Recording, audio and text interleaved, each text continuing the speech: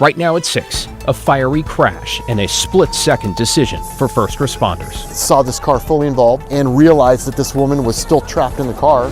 Plus, what authorities are crediting when it comes to making progress in Portland's gun violence epidemic. Is incredibly encouraging, but by no means are we waving the victory flag. And look at how the Ducks are ramping up in Eugene as they prepare to defend their record in a Rose Bowl rematch. It's do or die. We don't get any second chances. It's win or go home.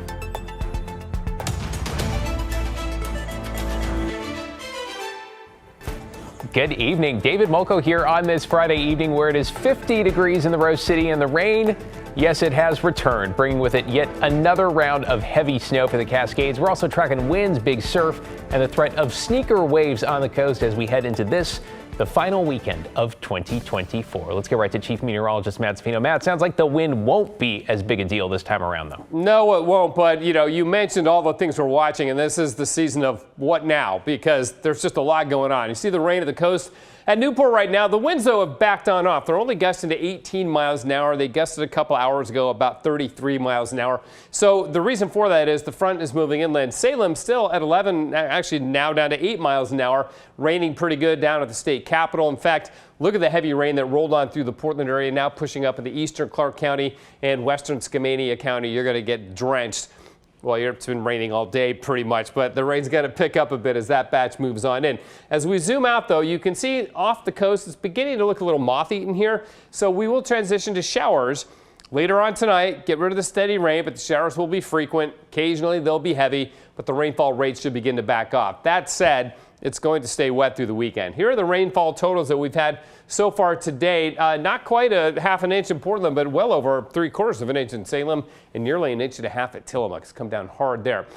Okay, we've got a coastal flood warning for Clatsop and Tillamook County coast till 2 o'clock tomorrow. That's because at high tide, we're getting some influx of seawater along with the rainwater all backing up. So we get some minor flooding along Highway 101. Look out for that. The winter weather advisory continues in the Cascades and for the mountains of eastern Oregon here until tomorrow at 1 o'clock.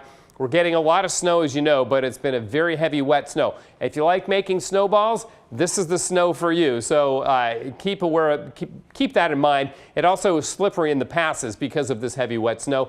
The swells are coming up again to about 20 feet right now, so that's why we've got that coastal flood advisory. They'll begin to back off down to 15 feet tomorrow. But again, the ocean is super active. But rain turns to showers tonight. Windy south of Salem for a time, but those winds are already backing off and that heavy, wet snow continues, David. And more storms next week as we head into the new year. We'll touch on that later. Hey, I had it to you to find the silver lining there with those snowballs, Matt. Yeah, right? Thanks so much. Now to potential signs of progress when it comes to gun violence in Portland, which in November saw the fewest number of shootings in a month in 3 years. Blair Best is live downtown outside Portland Police Headquarters. Blair, this seems like great news. Do we know why the numbers are going down? So it turns out it's a lot of things, David. Portland Police, they point to gun violence prevention groups as well as their increased police presence in areas that are prone to shootings. Take Dawson Park in North Portland, just for example. Those who spend time there call it a hub for drug deals, and with that comes shootings, they say. This past summer, a man was killed during a Dawson Park shooting. Officers found more than 70 shell casings. But the violent trend is dropping. Recent data shows there were 42 reported shootings in Portland last month. 3 were homicides. That's the lowest monthly total in 3 years. Yet the work is far from over. 42 shootings in November, the lowest monthly total in 3 years, is incredibly encouraging. But by no means are we waving the victory flag. That shooting that can affect so many lives, 42 people have been affected, not only them, their families, their friends, their colleagues. I've seen some people get shot. I've seen some people not make it.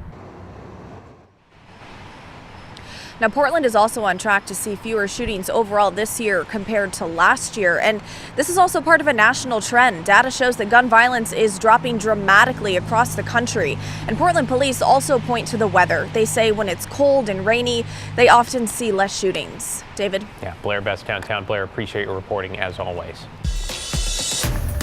In your headlines tonight, the 18-year-old suspect arrested for allegedly shooting another teenager last week outside the Clackamas Town Center was back in court today, where he's apparently waiting to be assigned a defense attorney. Pedro Cornejo Morales is charged with attempted murder, also assault with a weapon there.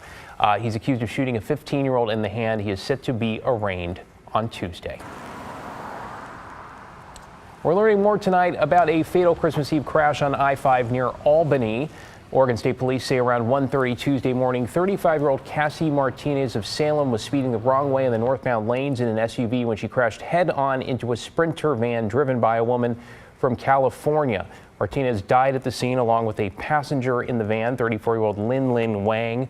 The van's driver there and another passenger suffered minor injuries. State police haven't said if drugs or alcohol were a factor.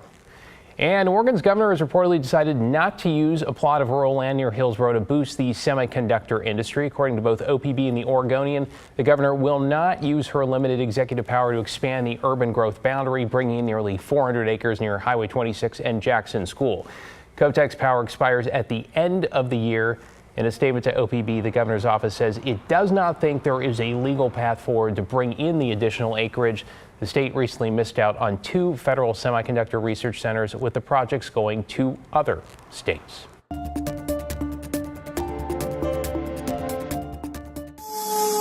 somebody in there!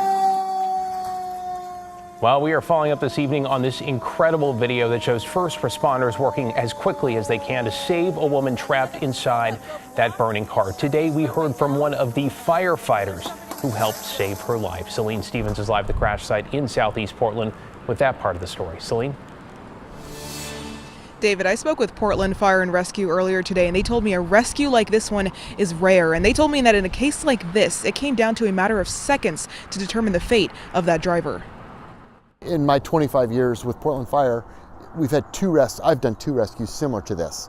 So yeah, it is very rare. December 23rd, around 9 p.m., a driver hit a tree in her car right outside of Lincoln Memorial Park along Southeast Mount Scott Boulevard. We pulled up, set our brake, and saw this car fully involved and realized that this woman was still trapped in the car. The woman made the 911 call herself to report the crash, but was unconscious by the time she was pulled out. Station 29 Fire Captain Shane Furrer and 3 other crew members joined Portland Police, who were already on scene. He says he initially worked on putting out the fire, while other crew members pulled the 47-year-old Portland woman out the car. Then he jumped in as a paramedic. Everybody was doing exactly what needed to happen at the time, and that affected this woman's rescue and her life. He says the time from his crew showing up to getting the woman out of the car and onto the ground was no more than a few minutes.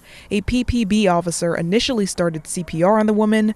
Furrer said she had a pulse, but breathing was difficult. So we started to bag for her, basically breathing for her. And then we moved her to the ambulance where she was intubated. Now, Furrer says as of Friday, she's still in the burn center, but most importantly, she's alive. She's stable and she's sedated. So I'm going to try to get up to the burn center with the crew so we can visit with her. But they said that could be a couple weeks still. Rick Graves with Fire and Rescue describes the crew's actions as amazing. And despite this only being the crew's 5th time all working together, their execution was seamless. As soon as the door opens, there's almost no talking that goes on, and it was just one thing to the next. What needs to happen, and the steps were just automatic. He calls it a significant save and says because of those responding crews, she will likely be able to enjoy next holiday season. And it's going to allow that woman to continue to experience life. And it's not often we get the chance to do that. PPB says that woman has been cited with DUI for alcohol as well as reckless driving. And Portland Fire and Rescue says with New Year's Eve coming up, to make your plan ahead of time about how you're going to be getting home to keep yourself and others safe. David? Yeah, it's a good reminder, and a big thank you to all our first responders. Thanks so much, Celine. To an update now on a story we brought you Thursday about sewage from a North Portland homeless shelter being dumped into a pipe in a residential area in Kenton. This was happening several times a day in a green space between North Curtis Avenue and Columbia Boulevard after complaints The city of Portland has now responded. A spokesperson with the Impact Reduction Program saying they found an alternative discharge site. The new location over a mile away near the Columbia Boulevard wastewater treatment plant. That seems appropriate, right? And the city's contractor plans to use that option instead moving forward.